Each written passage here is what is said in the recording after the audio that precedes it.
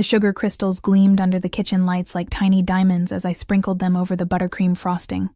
My fingers, stained with food coloring and smelling of vanilla, worked meticulously to create the delicate sugar flowers that would adorn the top tier. This cake had to be perfect, not just good, but flawless, the kind of perfection that commanded top dollar. "Mommy, can I have the spoon?" Lily asked, her small voice breaking through my concentration. She stood beside me in her pink pajamas, dark curls framing her cherubic face. A miniature version of me, except for the eyes. Those were all her father's, a reminder I didn't need. "Just one lick, sweetheart, then it's bedtime," I said, handing her the mixing spoon with remnants of buttercream. "Remember, we have a big day tomorrow. This cake is going to help us catch up on rent." Our apartment was small, the kitchen barely accommodating my baking equipment. But what it lacked in space, I made up for in determination. 3 months behind on rent, electricity bills piling up, and Lily needed new winter clothes. Jake, my ex, had disappeared 6 months ago, with what little savings we had, leaving nothing but debts and empty promises. Baking had always been my escape, my passion. Now it was our lifeline. "Will we have enough for the zoo after?" Lily asked, her eyes wide with hope as she licked the frosting. The question tightened my chest. "We'll see, baby. First things first." After tucking Lily in and reading her favorite story about princesses who saved themselves, I returned to the kitchen. The digital clock on the microwave glowed 11:42 p.m. as I worked into the night, perfecting each detail of the 3-tiered masterpiece. This commission for the Rossi restaurant's anniversary celebration was my chance to showcase my talents to the city's elite, people who could afford to pay premium prices for custom cakes. Sleep tugged at my eyelids, but I pushed through. By 3 a.m., I stepped back to admire my creation, an elegant display of craftsmanship with hand-painted gold accents and sugar flowers cascading down the sides. Satisfied but exhausted, I finally allowed myself to collapse onto my worn sofa for a few hours of sleep. Morning came too quickly. The alarm blared at 7 a.m., and my body ached in protest as I dragged myself to the shower. The hot water ran out halfway through, a harsh reminder of our precarious situation. "Lily, breakfast," I called, dressing in my only presentable outfit, a simple black dress that had seen better days. I applied minimal makeup, just enough to hide the dark circles under my eyes. Transporting the cake was a nerve-wracking affair. I secured it in a specialized box, praying it would survive the bus ride to Rossi's, an upscale Italian restaurant in the heart of the city. Lily held my free hand, unusually quiet, perhaps sensing my anxiety. "Remember, sweetie, best behavior at the restaurant. This is very important for us." She nodded solemnly, clutching her worn teddy bear. "I'll be super good, Mommy." The bus was crowded, forcing us to stand. Each stop, each turn made my heart race as I stabilized the cake box. When we finally arrived at our destination, relief washed over me, only to be quickly replaced by intimidation as I gazed up at the elegant facade of Rossi's. The restaurant wasn't open to the public yet, but staff bustled about, preparing for the evening's celebration. A hostess with immaculate makeup and a tight bun regarded us with poorly concealed disdain. "Delivery entrance is around back," she said dismissively. "I'm not a delivery person," I explained, struggling to maintain my dignity. "I'm Emma Parker. I was commissioned to create the anniversary cake by Mr. Rossi himself." Her eyebrows arched in surprise, and she glanced at my simple dress, then at Lily, before picking up a phone. After a brief conversation, her demeanor shifted slightly. "Wait here, please." The restaurant's interior was breathtaking. Crystal chandeliers, marble floors, and the lingering scent of expensive perfume and truffle oil. Lily's eyes widened as she took in the opulence around us. I felt painfully out of place, acutely aware of my chipped nail polish and scuffed shoes. "Mommy, it's like a castle," Lily whispered in awe. Before I could respond, a door opened, and a slender man in an impeccable suit approached. "Miss Parker?" "I'm Paolo, Mr. Rossi's assistant. The cake, please." His tone was polite, but carried an undercurrent of authority that made me uncomfortable. I carefully handed over the cake box, fighting the urge to check one last time that everything was perfect. "Mr. Rossi would like to inspect it personally before payment. Please wait here."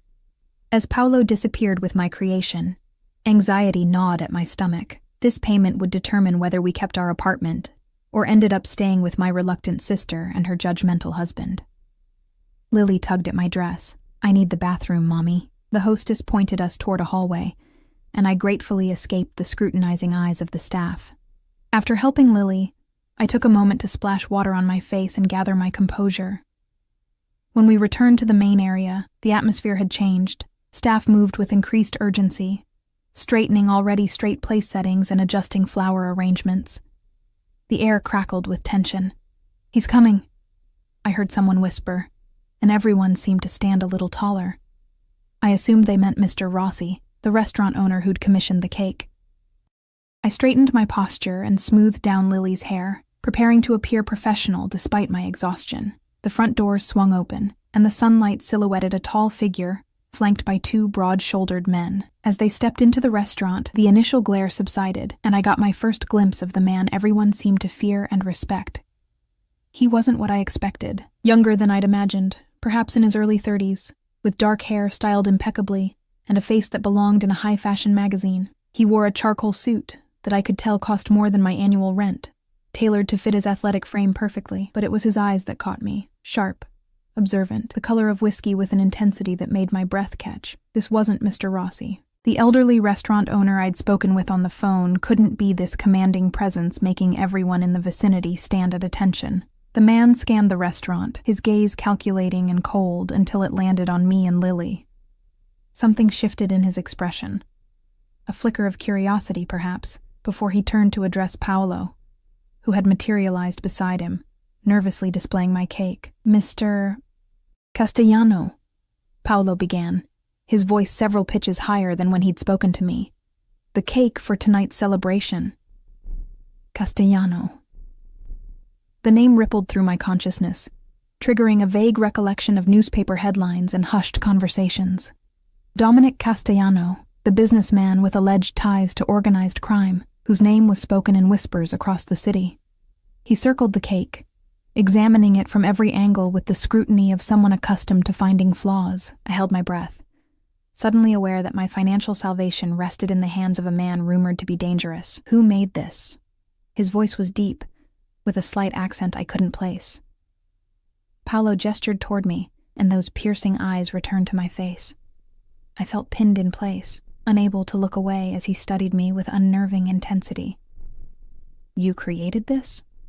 Disbelief colored his tone. I nodded, finding my voice. "Yes, I'm Emma Parker." He approached slowly, like a predator assessing prey. The distance between us diminished until I could smell his cologne, something expensive and subtle, with notes of sandalwood and amber. "It's exquisite work," he said finally. "The detail is exceptional." Relief flooded through me, but before I could thank him, Lily peeked out from behind my dress where she'd been hiding. "I helped with the sugar flowers," she announced proudly, apparently immune to the intimidating aura that surrounded this man. His gaze dropped to my daughter, and something unreadable passed across his features. Surprise, curiosity, and something else I couldn't identify. He crouched down to Lily's level, a movement so unexpected that several staff members exchanged glances. "Did you now?" His voice softened marginally. "They're the best part."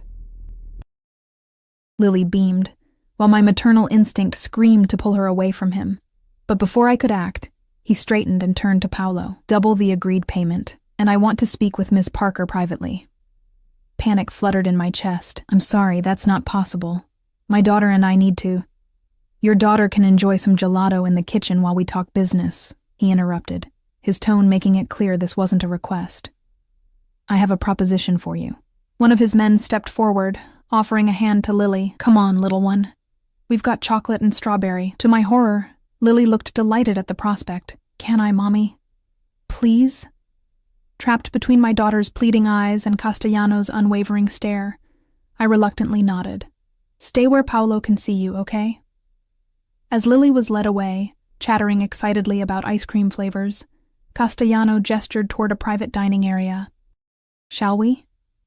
Every instinct warned me to grab Lily and run, but the promise of double payment kept me rooted in place. That money could buy us 3 months of security, maybe more. I followed him into the private room, my heart pounding against my ribs. The door closed behind us with a soft click that sounded like a jail cell locking. "Your work is impressive," he began, leaning against an antique desk rather than sitting. "Self-taught?" I nodded, keeping a safe distance between us, mostly. "I took some courses before Lily was born." His eyes never left my face. "And now you support yourself and your daughter with cakes?" The way he said it made my profession sound trivial, and defensiveness flared within me. "It's honest work." A smile curved his lips, not reaching his eyes. I didn't suggest otherwise. He paused, studying me in a way that made me feel transparent. "You're struggling financially." It wasn't a question. Somehow, he had assessed my circumstances with uncomfortable accuracy. "We manage," I replied stiffly. He laughed, a rich sound that contrasted with his intimidating demeanor. "You arrived on public transportation with a 3-tiered masterpiece, wearing a dress that's seen better days, with a child who mentioned the zoo as if it were an unattainable luxury." Managing seems generous. Heat rose to my cheeks. Embarrassment mingled with anger. "I don't see how my financial situation is any of your business, Mr. Castellano." He pushed away from the desk, moving toward me with fluid grace. "It becomes my business when I want something you have." My breath caught. "The cake is already yours. You've paid for it." "I'm not talking about the cake." He stopped directly in front of me, close enough that I had to tilt my head back to maintain eye contact. "I'm talking about your talent, your skill." The proximity made my skin prickle with awareness. He was overwhelming, not just physically, but in his presence, in the way he commanded the space around him. "I'm hosting an event at my home this weekend," he continued. "An important gathering that requires someone with your particular artistic abilities. I want you to create something spectacular. Price is no object." Relief mingled with suspicion. This was about work, after all. But something in his expression made me hesitate. "I'm not available for commissions this weekend. I have other obligations." His head tilted slightly. "Such as?" "My daughter. Bring her. My home has ample space and staff who can ensure she's entertained while you work." I shook my head. "I don't think that would be appropriate." "I'll pay you $50,000. The figure hit me like a physical blow. $50,000 could change everything. Clear our debts, secure a better apartment, provide stability for Lily that I'd been unable to give her since Jake left. Castellano observed my reaction with satisfaction. "I see we understand each other." "Why me?" I managed to ask, my voice barely above a whisper.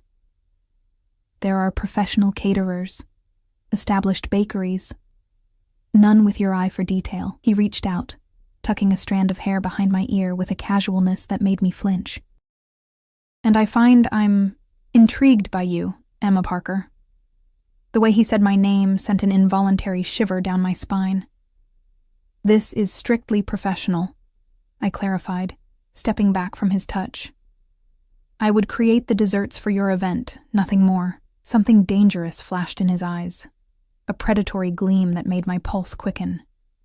"Of course." For now, before I could respond, the door opened, and Lily bounded in with chocolate gelato smeared across her face.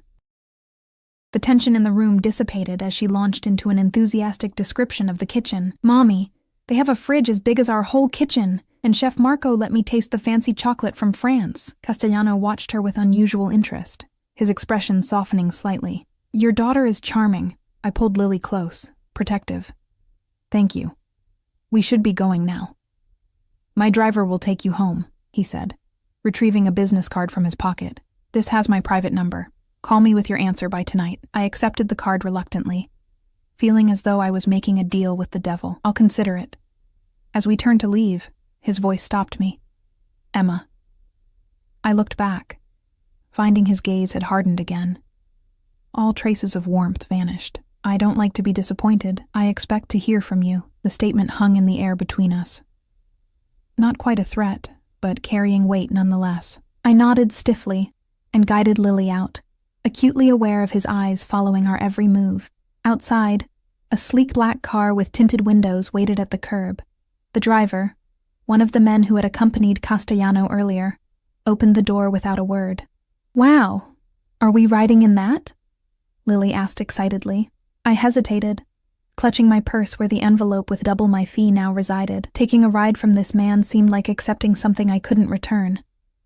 But as rain began to fall, soaking through my thin dress, practicality won over pride. I helped Lily into the luxurious vehicle, sliding in beside her with the strange sensation that I had just made a critical mistake. As the car pulled away from the curb, I caught a glimpse of Castellano watching from the restaurant window, his expression unreadable. The business card seemed to burn in my hand. A ticket to financial salvation, or a path to something far more dangerous than poverty. I had until tonight to decide. The ride home felt surreal. Leather seats softer than any couch I'd ever owned cradled us as the car glided through city streets, insulating us from the chaos outside. Lily bounced excitedly beside me, pointing out landmarks through tinted windows while I clutched Castellano's business card, its embossed lettering pressing into my palm. "Are we rich now, Mommy?" she asked, her innocent question piercing my heart. I tucked a curl behind her ear. "No, sweetheart. This is just a nice man's car taking us home. The scary man with the nice eyes?" Children's perception never ceased to amaze me. Yes, that one. Our apartment building looked even shabbier, juxtaposed against the luxury vehicle. The driver, stoic and silent, opened my door and nodded respectfully before I could thank him. As we stepped out, I noticed our landlord, Mr. Peterson, watching from his ground floor window, his perpetual scowl deepening at the sight of the expensive car. Inside our apartment, reality crashed back. The dripping faucet, the crack in the living room ceiling, the secondhand furniture, all stark reminders of our precarious existence. I placed Castellano's card on the kitchen counter and stared at it while Lily changed into play clothes. $50,000. The figure seemed astronomical, almost fictional.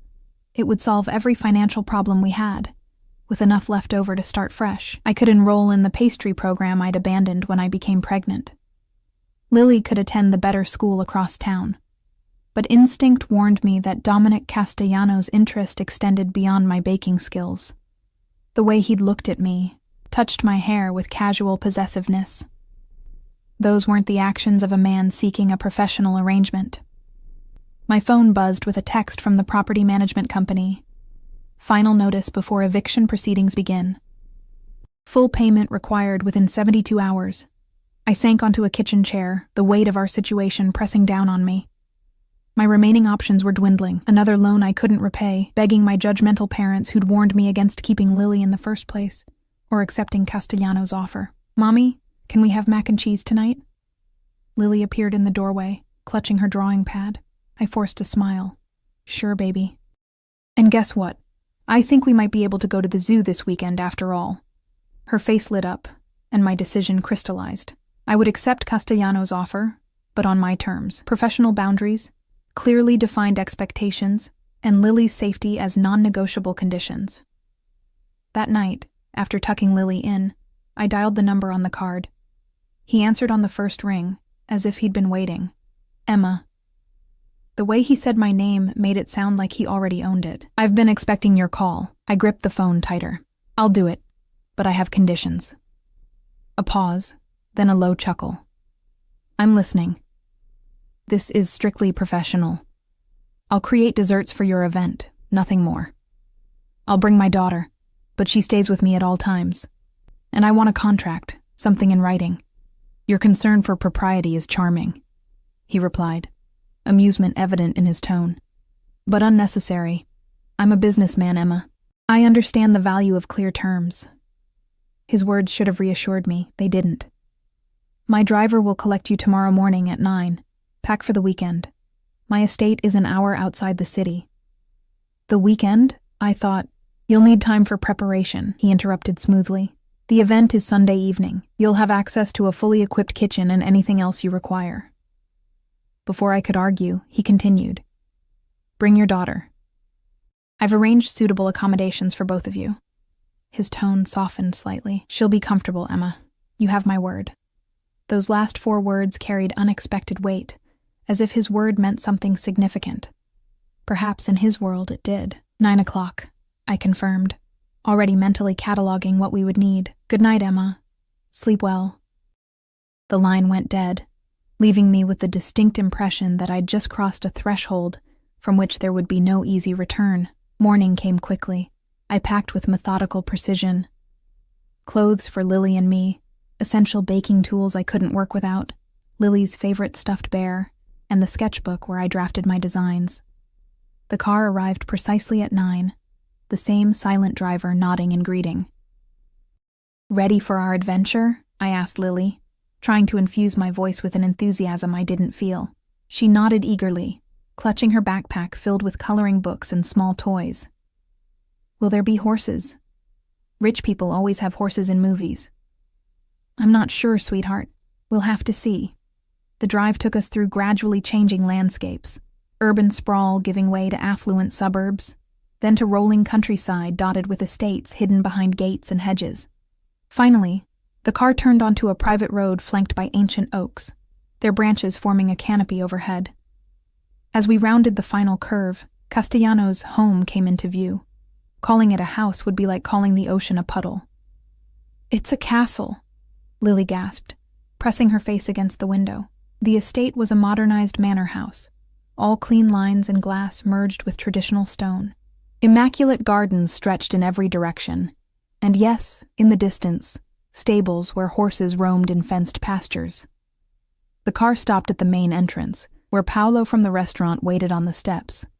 He opened the door with a practiced smile. Ms. Parker, welcome to Villa Castellano. Mr. Castellano is attending to business matters, but asked me to show you to your accommodations and the kitchen facilities. I stepped out, keeping Lily close as I took in the imposing structure. Thank you, Paolo. He led us through an entrance hall with soaring ceilings and minimalist decor that somehow managed to convey extreme wealth through its very restraint.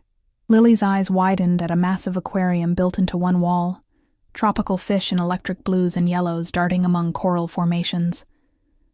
The guest wing is this way, Paolo explained, guiding us down a corridor lined with what looked like original artwork. Mr. Castellano thought you might prefer privacy. He opened double doors to reveal a suite that was larger than our entire apartment. A sitting area with plush furniture faced floor-to-ceiling windows overlooking the gardens. 2 bedrooms connected to the main space, each with its own bathroom. This is where we're staying? I asked, unable to keep the disbelief from my voice. Paolo nodded. Mr. Castellano requested you be made comfortable. He gestured to a door across the hall. The kitchen designated for your use is directly opposite. It's been stocked according to the requirements you mentioned on the phone. If you need anything else, please use the house phone to contact staff. As Paolo excused himself, Lily ran from room to room, exploring with unrestrained delight. Mommy, the bathtub has jets. And look at the bed. It's bigger than our whole bedroom. Her excitement was contagious, momentarily distracting me from the unease that had followed me since meeting Castellano. I unpacked our things, hanging our modest clothes in a closet designed for a wardrobe 10 times the size. Curious about the kitchen, I crossed the hall. The space was a baker's dream, professional-grade equipment, marble countertops, and a pantry stocked with every ingredient I could possibly need, including rare vanilla from Madagascar and chocolate from small-batch producers I'd only read about. I ran my fingers over the gleaming surfaces, ideas already forming. For the next few hours, I lost myself in planning and preparation, sketching designs while measuring and mixing components that needed to chill overnight. Lily colored quietly at a corner table, occasionally helping with simple tasks. The sun was beginning to set when a knock at the kitchen door interrupted my workflow. I opened it to find a woman in her 50s, with a kind face and practical clothing. Ms. Parker? I'm Mrs. Winters, the housekeeper. I've come to see if you and your daughter would like dinner served in your suite, or if you'd prefer to join Mr. Castellano in the main dining room. The thought of facing Castellano across a dinner table sent a flutter of anxiety through me. Our suite would be fine, thank you. She smiled understandingly. Very good. It will be delivered shortly. Mr. Castellano also asked me to inform you that he would like to discuss the event details with you after your daughter is settled for the night. He suggests the library at 9, if that's convenient. It wasn't a request so much as a scheduled appointment. That's fine. After a dinner more exquisite than anything we'd eaten in months, I bathed Lily and tucked her into the enormous bed that had delighted her so much. She fell asleep quickly, exhausted from the day's excitement. I changed into the nicest outfit I'd packed, a simple blue dress that had survived from my pre-motherhood days, and followed the directions Mrs. Winters had provided to the library. Each corridor revealed new glimpses of tasteful opulence, the kind of wealth that didn't need to announce itself. The library door stood partially open. I knocked lightly before entering a 2-story room lined with bookshelves. A fire crackled in a stone fireplace, casting dancing shadows across leather-bound volumes and illuminating the man who stood before it, a crystal tumbler of amber liquid in his hand. Dominic Castellano had exchanged his business suit for dark trousers and a charcoal sweater that somehow looked even more expensive than his formal wear. The casual attire did nothing to diminish his commanding presence.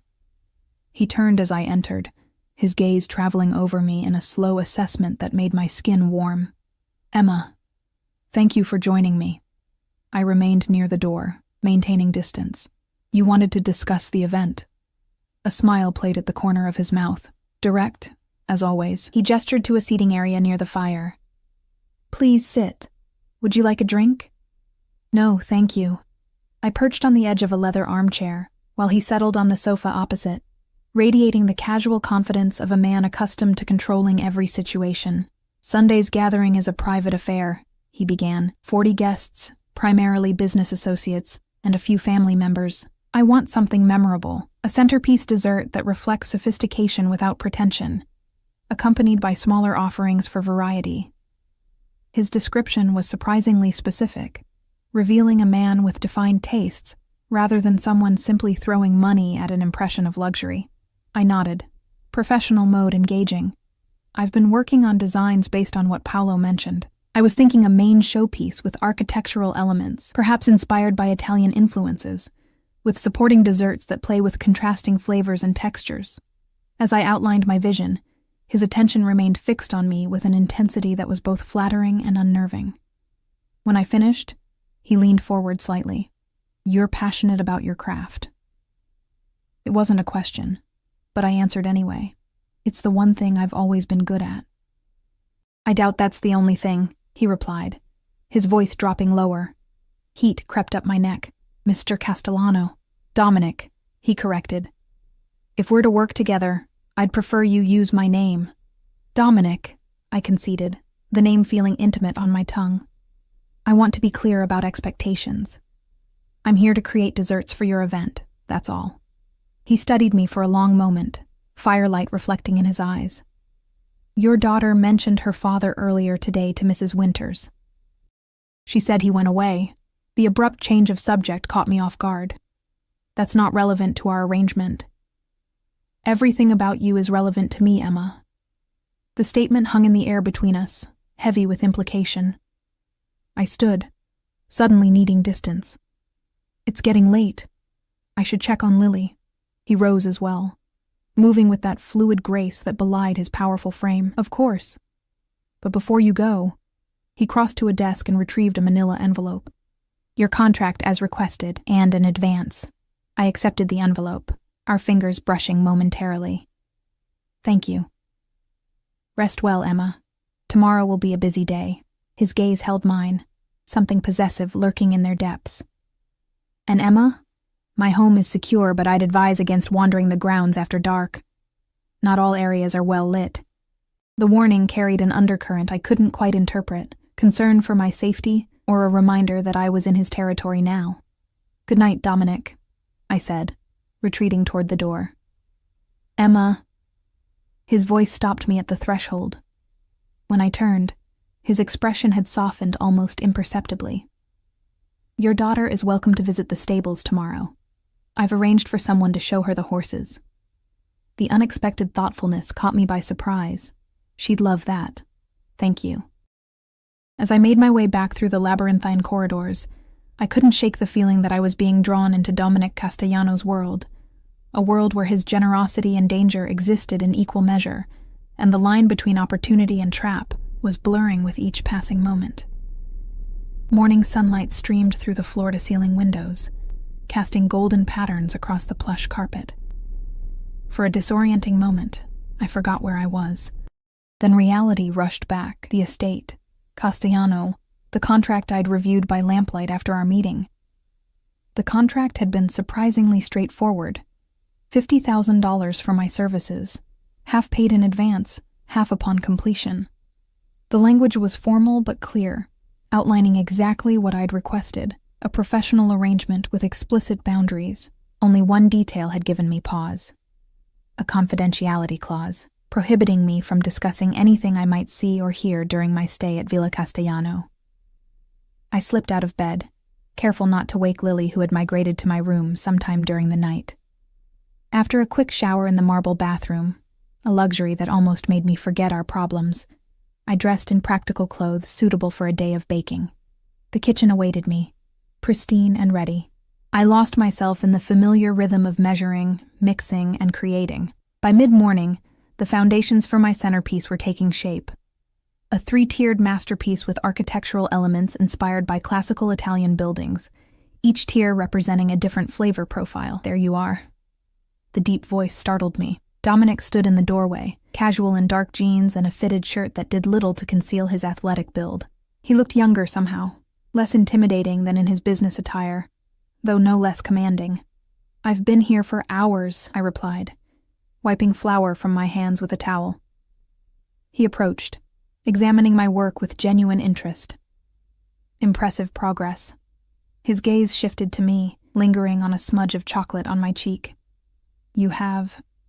He reached out, his thumb brushing my skin to remove the chocolate, the contact brief but electric. I stepped back, my pulse quickening. "Is there something you needed?" A smile played at his lips, as if my reaction amused him. "I came to see if your daughter might like to visit the stables this morning. One of the mares had a foal last week." As if summoned by the mention, Lily appeared at the connecting door to our suite, rubbing sleep from her eyes. She froze at the sight of Dominic, suddenly shy. "Good morning, Lily," he said, his voice gentler than I'd heard before. "Do you like horses?" She nodded, moving to press against my side. "Are they big horses?" "Some are, but the baby is small." He crouched to her level, his imposing frame somehow less threatening in the gesture. "Would you like to see them?" Lily looked up at me, silently asking permission. Despite my reservations about Dominic, I couldn't deny her this experience. "You can go, sweetie. I need to work on these cakes anyway." "Mrs. Winters will accompany her," Dominic added, correctly interpreting my hesitation. "She has grandchildren Lily's age." Relief washed through me. "Thank you." 20 minutes later, Lily departed with the kindly housekeeper, chattering excitedly about horses and foals. I returned to my work, only to find Dominic still there, watching me with unreadable eyes. "You don't have business matters to attend to?" I asked, uncomfortable under his scrutiny. "I am attending to business matters." He leaned against the counter, too close for comfort. "My most valued guests will experience your creations tomorrow. That makes your work my priority today." I continued piping delicate chocolate structures, trying to ignore his presence. "I work better alone. I've upset you," he observed. "That wasn't my intention." Something in his tone made me look up. For a brief moment, vulnerability flickered across his features, so fleeting I might have imagined it. "I'm not upset," I said carefully. "Just focused." He studied me for a moment longer before nodding. "I'll leave you to it then, but I'd like you and Lily to join me for dinner tonight." It wasn't quite a command, but neither was it a request that invited refusal. "All right. 8 o'clock in the main dining room." He straightened, moving toward the door. "And Emma? The blue dress you wore last night, wear it again. It suits you." Before I could formulate a response, he was gone, leaving me unsettled and confused. Was that a compliment or an instruction? With Dominic Castellano, the line between the two seemed perpetually blurred. The day passed in a flurry of activity. Lily returned from the stables bubbling with excitement about the horses, especially the foal she'd been allowed to pet. While she colored at the kitchen table, telling me about her adventures, I continued crafting components for tomorrow's desserts. By late afternoon, exhaustion threatened my concentration. I stretched, working out the kinks in my neck, when a knock at the door revealed Paolo. "Miss Parker, Mr. Castellano thought you might need assistance." He gestured to a young woman behind him. "This is Sophia, one of our pastry assistants. She's at your disposal." Sophia proved to be skilled and efficient, taking over repetitive tasks while I focused on the more intricate elements. With her help, I completed the day's work earlier than expected, leaving time to prepare for dinner. In our suite, I found a package on my bed, a garment box with a note in masculine handwriting. "For tonight. D." My heart raced as I lifted the lid. Inside lay a dress of midnight blue silk, elegant in its simplicity, alongside a smaller box containing a delicate silver bracelet. I should have been offended by the presumption, should have left the gifts untouched. Instead, I found myself running my fingers over the luxurious fabric, imagining how it would feel against my skin. No. This crossed the line I'd drawn. I would wear my own clothes, maintain what little control I had in this unbalanced power dynamic. After helping Lily into her nicest outfit, a floral dress already outgrown at the wrists, I put on the blue dress I'd worn the night before, deliberately ignoring Dominic's gift. I twisted my hair into a simple updo and applied minimal makeup, striving for dignity rather than glamour. "You look pretty, Mommy," Lily said as we left our suite, "like a princess." I squeezed her hand. "And you look like the most beautiful princess of all." The main dining room was intimate despite its size, with a table set for 3 and candles casting a warm glow. Dominic awaited us, rising as we entered. His eyes narrowed almost imperceptibly at my choice of attire, before his expression smoothed into a welcoming smile. "Ladies," he greeted us, moving to pull out chairs for both Lily and me. "I hope you're hungry." Dinner was a surprisingly relaxed affair. Dominic engaged Lily in conversation about the horses, showing genuine interest in her enthusiastic descriptions. He asked questions that made her giggle and glow with the special attention adults rarely afforded children. "Did you enjoy the stables, Lily?" Dominic asked as dessert was served. A simple but elegant panna cotta that made me take mental notes. "Yes. Mrs. Winters said maybe I could see the foal again tomorrow before we leave," she replied, looking to me for confirmation. "We'll see, sweetheart. I'll be very busy preparing for the party." "I've arranged for Mrs. Winters to look after Lily tomorrow," Dominic interjected smoothly. "She's quite taken with your daughter and suggested several activities they might enjoy together." The presumption irritated me. "That's thoughtful, but Lily stays with me." "Mommy," Lily whined, "I want to see the horses again." Dominic observed our exchange with interest. "Perhaps a compromise, Mrs. Winters can bring Lily to the kitchen periodically so you can check on her, but she won't be confined to watching you work all day."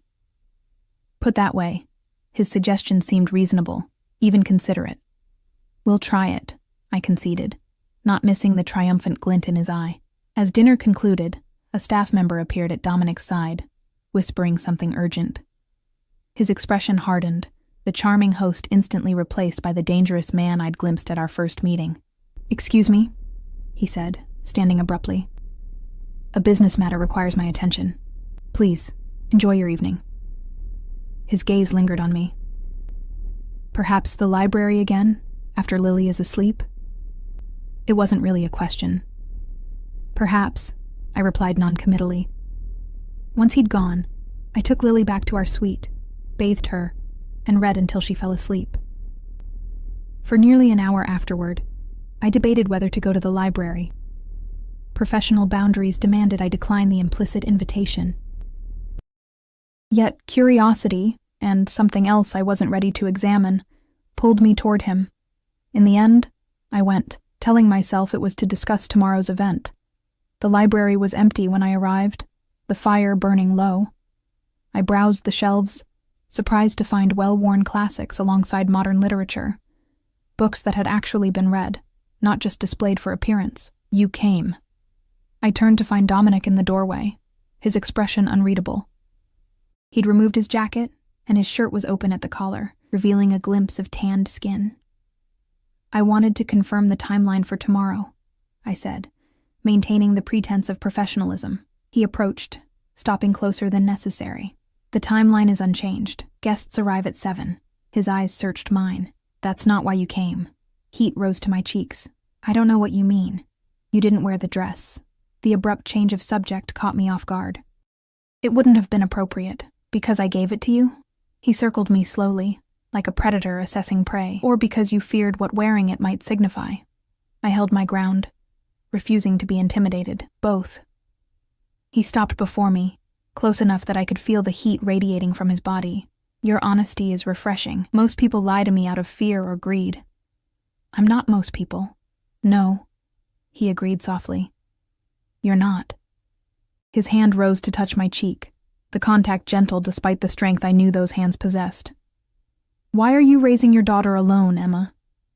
The question, unexpected and personal, made me step back.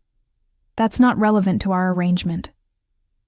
Everything about you is relevant to me, he repeated from our previous conversation. I make it my business to know who enters my home, who I trust.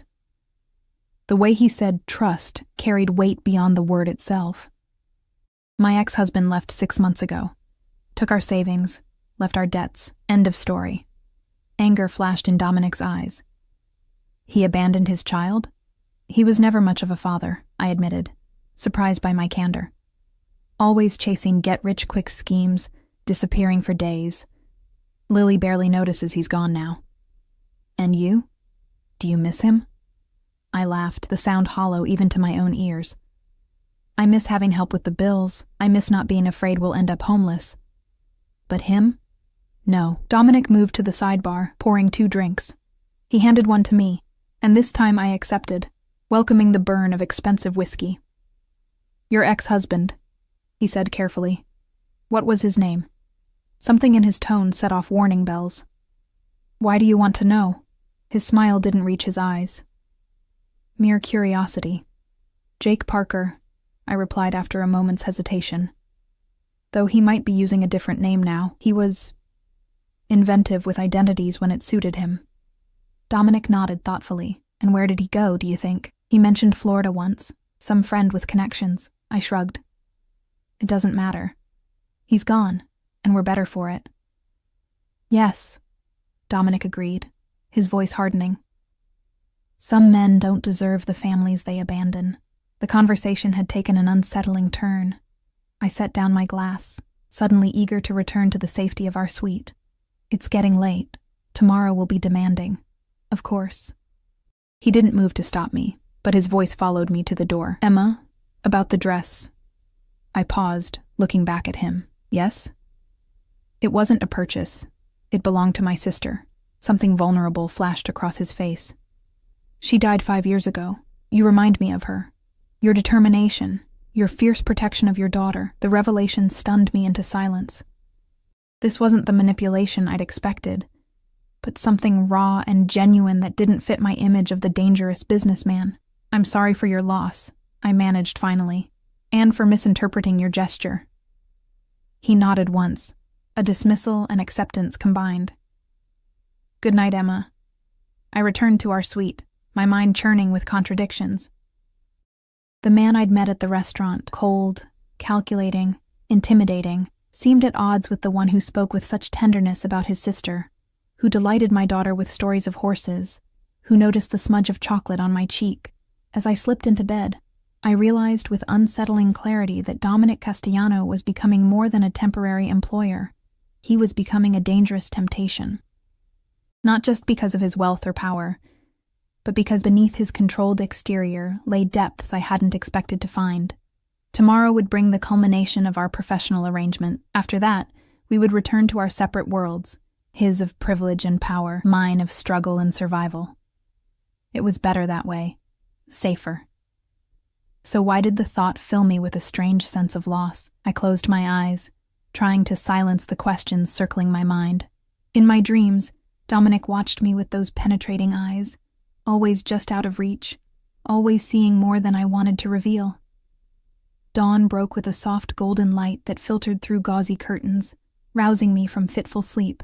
Today was the day, the event, the culmination of my work here, and then back to reality. The thought should have brought relief, not the hollow ache that settled in my chest.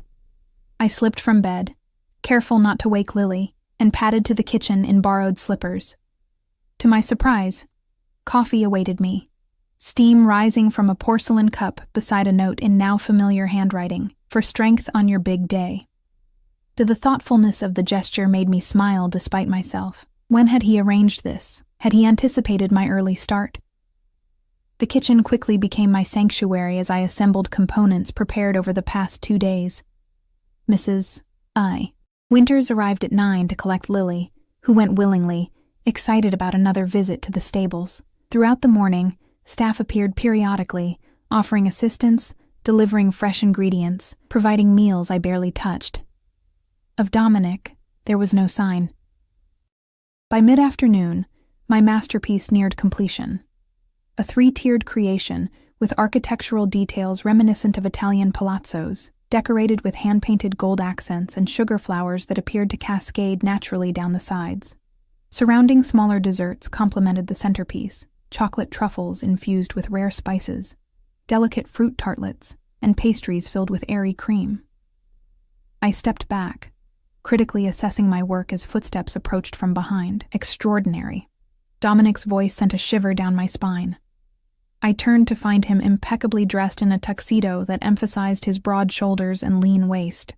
His hair was styled back from his face, accentuating the sharp angles of his jaw and cheekbones.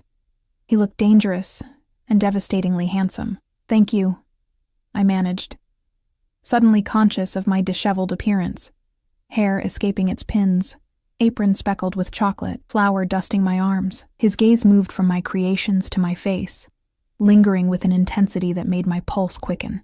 "You've exceeded my expectations, Emma." And I rarely say that. The compliment warmed me more than it should have. The environment helped. This kitchen is a dream. It could be yours. The statement hung between us, laden with implication. Before I could respond, he continued. "Guests will arrive in 2 hours. I've arranged for a dress to be delivered to your suite." He raised a hand as I began to protest. "Not my sister's. Something new, chosen by my personal shopper. Consider it part of your professional attire for the evening." "I don't need... I want you present when your creations are unveiled," he interrupted. "These people appreciate beauty and craftsmanship. They should meet the artist." The request was reasonable enough, though his motivation remained unclear. Was it professional courtesy or something more personal? And Lily, Mrs. Winters has offered to watch movies with her in your suite. They've apparently discovered a mutual love of animated princesses. His lip quirked in a half-smile. "Unless you'd prefer her to attend?" "Children aren't common at these gatherings, but exceptions can be made." I shook my head. "No, that's perfect. Thank you." He checked his watch. Platinum, I noticed. Understated, but undoubtedly worth more than 6 months of our rent. "I have matters to attend to before guests arrive. I'll send someone to escort you down at 8:30. As he turned to leave, I called after him. "Dominic?" He paused, looking back with raised eyebrows. "Thank you. For the opportunity, I gestured vaguely, encompassing the kitchen, the estate, everything he'd provided. Something softened in his expression. "The pleasure has been mine, Emma." The words carried a weight beyond professional courtesy, hovering in the space between us before he departed. In our suite, I found not 1 dress, but 3, each more elegant than anything I'd ever owned, along with a note suggesting I choose whichever I preferred. After a long shower to wash away the day's efforts, I stood before them, overwhelmed by the options. The first, a deep emerald silk with a modest neckline and flowing skirt, was beautiful but safe. The second, black with intricate beading, seemed too formal, too much like trying to blend with the wealthy guests. The third, a deep burgundy with a fitted bodice and off-shoulder design, caught my eye. Elegant but distinctive, like something a confident woman would choose. I reached for the burgundy, holding it against myself in the mirror. The color complemented my fair skin and dark hair, making my eyes appear more green than their usual hazel. "Pretty," Lily exclaimed from the doorway, where she stood with Mrs. Winters. "Like a movie star dress," Mrs. Winters smiled warmly. "You'll outshine everyone, dear." An hour later, With my hair swept up and minimal makeup enhancing my features, I barely recognized the woman in the mirror. The dress fit perfectly, as if made for me. A subtle scent clung to my skin. An expensive perfume I'd found on the vanity that smelled of jasmine and something deeper, more mysterious. "You're beautiful, Mommy," Lily said solemnly as I kissed her goodnight. "Are you going to a ball like Cinderella?" I smiled, smoothing her hair. "Something like that. Be good for Mrs. Winters, okay?" At precisely 8:30, a knock announced my escort, Paolo, looking surprised at my transformation. "Ms. Parker, you look lovely. Mr. Castellano is waiting." Nerves fluttered in my stomach as we descended the grand staircase. Music drifted from the main hall, along with the murmur of conversations and occasional laughter. Paolo led me not to the crowded gathering, but to a quieter room adjacent to it, where Dominic stood conversing with an older man. Dominic looked up as I entered, his conversation faltering mid-sentence. His gaze traveled slowly from my face to the dress and back again, an appreciation so tangible it felt like a physical caress. "Excuse me, Uncle," he said to his companion, not taking his eyes from me. "My guest of honor has arrived." The older man followed his gaze, assessing me with shrewd eyes before nodding and stepping away. Dominic crossed the room with fluid grace, stopping before me. "You chose the burgundy," he observed, his voice low. "Perfect." Heat rose to my cheeks. "Thank you for the options. They're all beautiful. Beautiful clothes for a beautiful woman." He offered his arm. "Shall we? Your creations await unveiling." The touch of his hand over mine sent electricity through my veins as he guided me into the main hall. Heads turned as we entered, curious glances, raised eyebrows, speculative whispers. I straightened my spine, determined not to appear intimidated by the wealth and power surrounding us. "Everyone," Dominic announced, his voice carrying effortlessly across the room. "May I present Emma Parker, the artist responsible for tonight's dessert experience. Artist. Not baker or chef, but artist." The distinction wasn't lost on me, as appreciative murmurs rippled through the gathering. The evening progressed like a dream. My desserts were received with genuine admiration, guests approaching to compliment my work with the reverence usually reserved for fine art. Throughout it all, Dominic remained close, his hand occasionally brushing the small of my back, his presence both protective and possessive. "You've impressed some difficult people to impress," he murmured during a brief moment alone, nodding toward a group of elegantly dressed guests. "That woman has been trying to poach my head chef for months. Tonight, she asked for your contact information instead." Pride swelled in my chest. "What did you tell her?" Something dangerous flashed in his eyes. "That you're exclusively contracted to me." Before I could question the implication, we were interrupted by a commotion near the entrance. Raised voices carried across the room, followed by the appearance of two of Dominic's security personnel escorting a man I couldn't see clearly. Dominic's posture changed instantly, tension radiating from him as he stepped slightly in front of me. "Excuse me," he said, his voice clipped. "A security matter requires my attention." As he strode toward the disturbance, the crowd parted, revealing the source of the commotion. My blood turned to ice. Jake. My ex-husband stood between the security guards, disheveled but unmistakable. His gaze swept the room frantically until it landed on me. Recognition, then calculation crossed his features. "Emma," he called out, his voice carrying that false charm I knew too well. "Thank God. Tell them who I am." Conversations halted as all eyes turned to me. Dominic reached the group, his back to me as he addressed Jake in tones too low to hear. Whatever he said made Jake's face pale.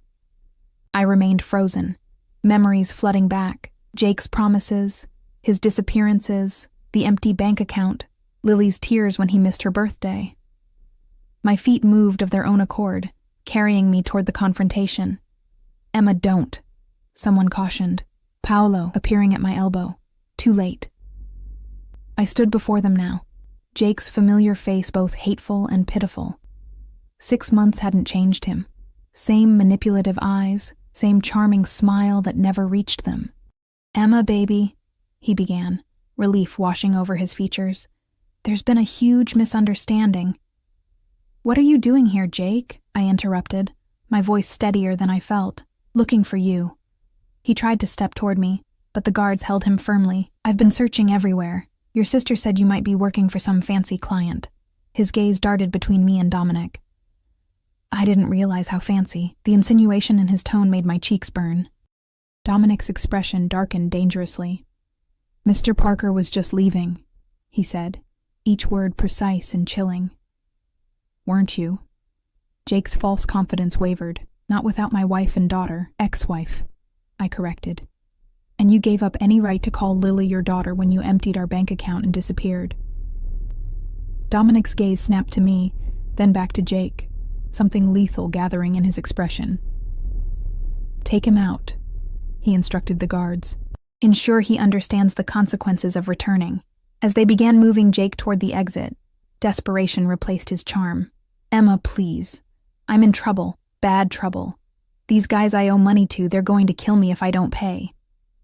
The pieces clicked into place. Jake hadn't sought us out of regret or love. He needed money, and somehow he'd discovered I was working for a wealthy client. The realization was both painful and freeing. "That's not my problem anymore, Jake," I said softly. "Goodbye." As the guards removed him, his shouts echoing down the hallway, I became aware of the silence in the room, dozens of eyes watching the drama unfold. Humiliation washed over me. I'd brought chaos to Dominic's elegant gathering, exposed my messy personal life to his sophisticated guests. "Excuse me," I murmured, turning to flee. Dominic's hand caught mine, his grip gentle but firm. "Stay," he said, the word somewhere between command and plea.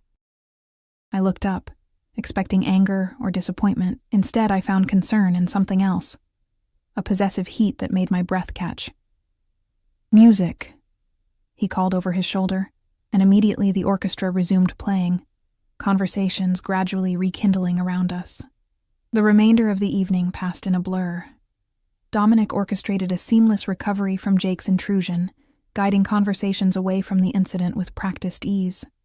Still, I felt the curious glances, heard the whispered speculations. My fairy tale moment had shattered, reality intruding with Jake's desperate face and grasping hands. "I should check on Lily," I murmured to Dominic as the party began winding down near midnight. His hand at the small of my back was steadying, warm through the thin fabric of my dress. "I'll come with you." We slipped away as guests were occupied with final dessert selections. In the quiet corridor, away from watchful eyes, Dominic's demeanor shifted, the polished host replaced by something more primal, barely restrained. "Are you all right?" he asked, his voice low and intimate in the dimly lit hallway. I nodded, unable to meet his gaze.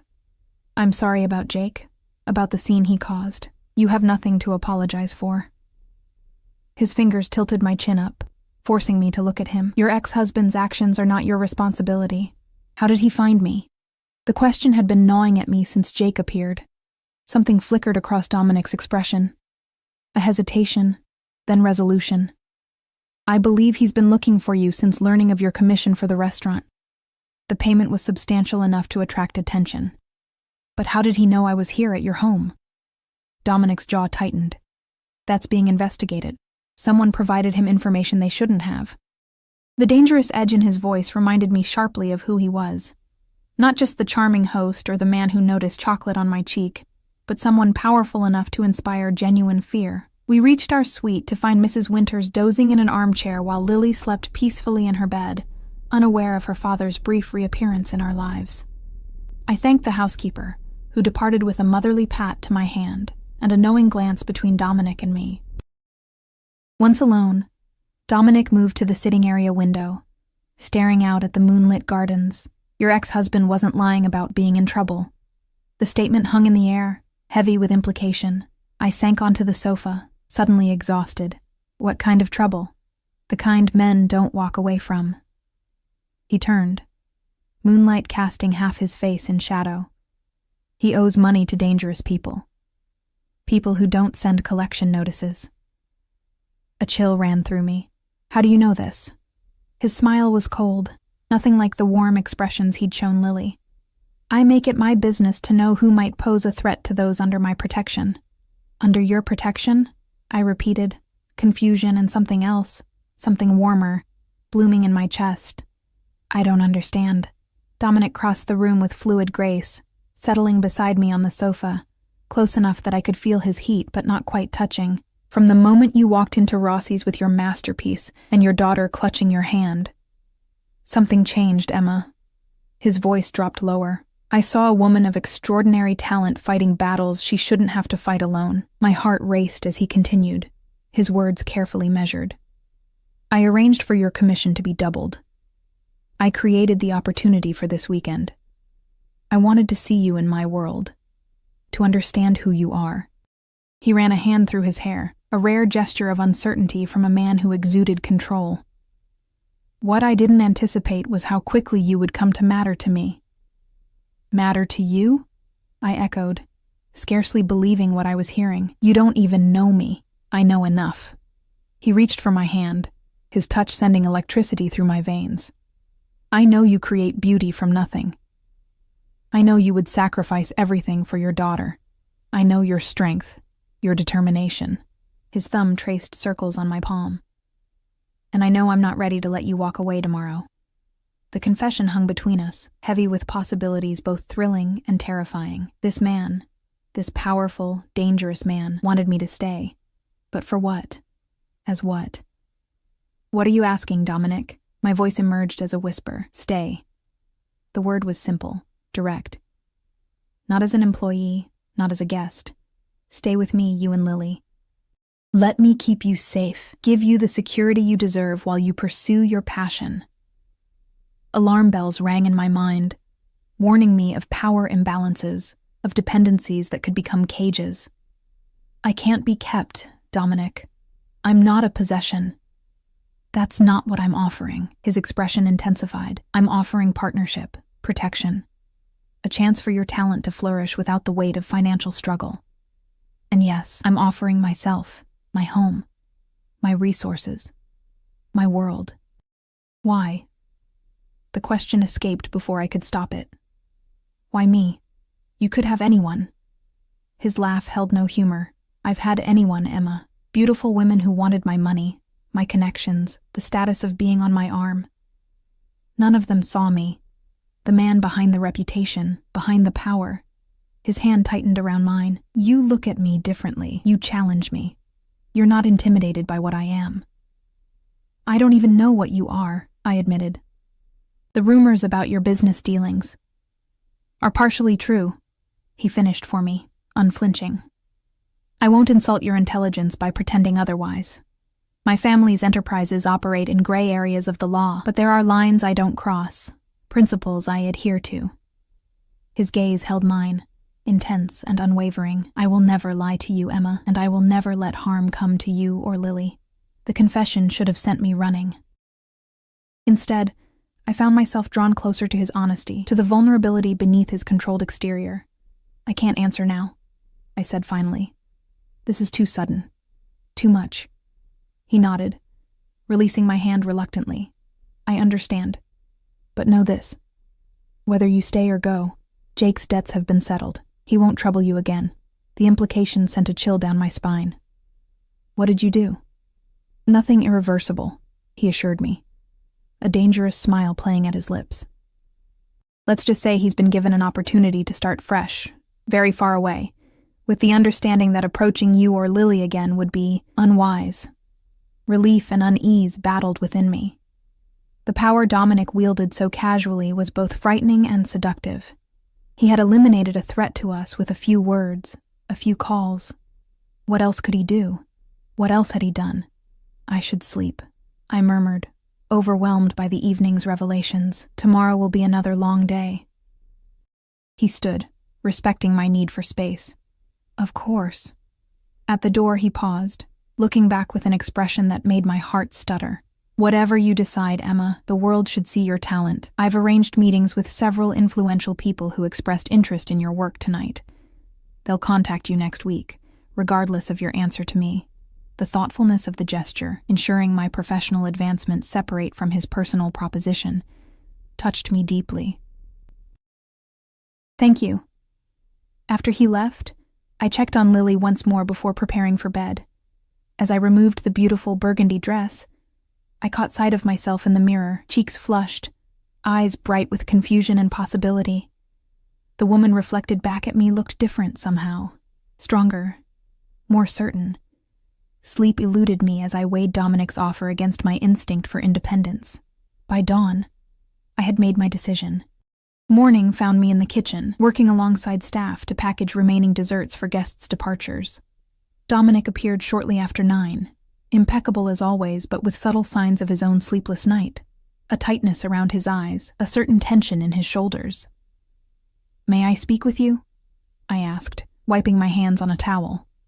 "Privately." He nodded, leading me to his study, a space I hadn't seen before, with floor-to-ceiling bookshelves and a massive desk overlooking the gardens. Once the door closed behind us, I gathered my courage.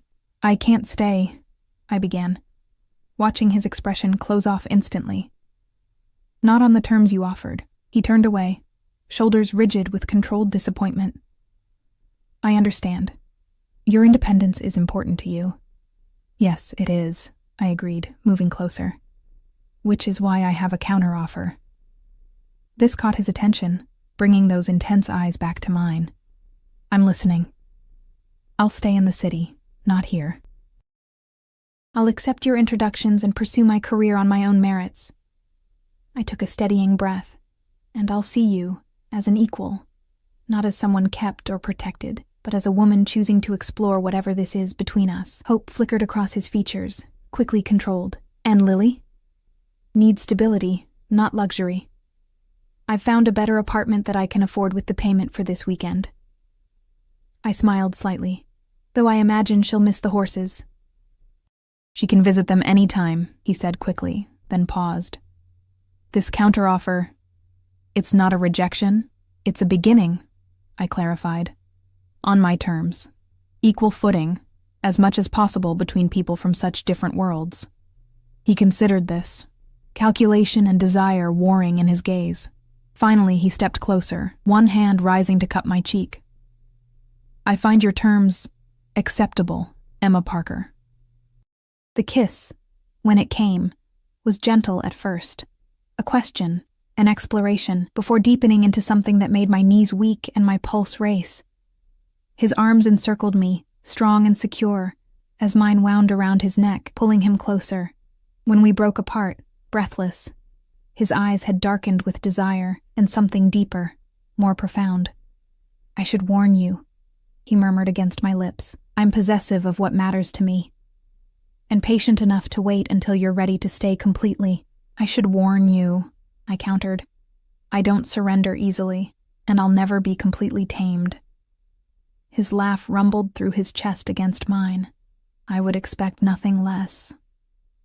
3 months later, my bakery opened in a trendy district of the city, a small but elegant shop specializing in custom creations for elite clientele. The investment had come from a consortium of business owners who'd attended Dominic's party, impressed by my work. If they knew their decision had been influenced by a certain powerful businessman, they never mentioned it. Lily flourished in her new school, making friends and growing more confident each day.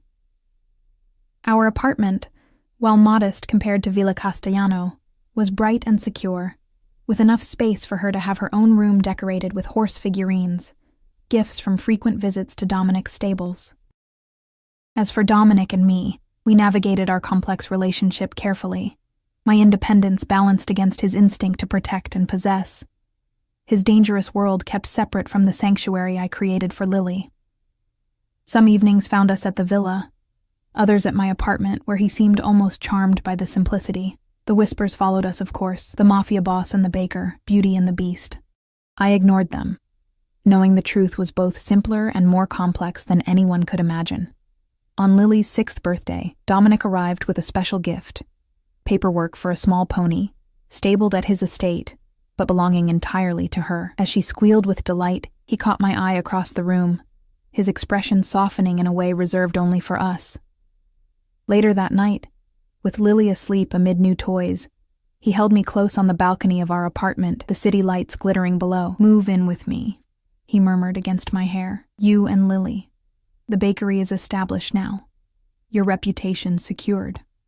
I turned in his arms, searching his face. No longer the cold, intimidating man I'd first met, but not entirely tamed either. Dangerous still, but with a softness reserved for the private world we'd created together.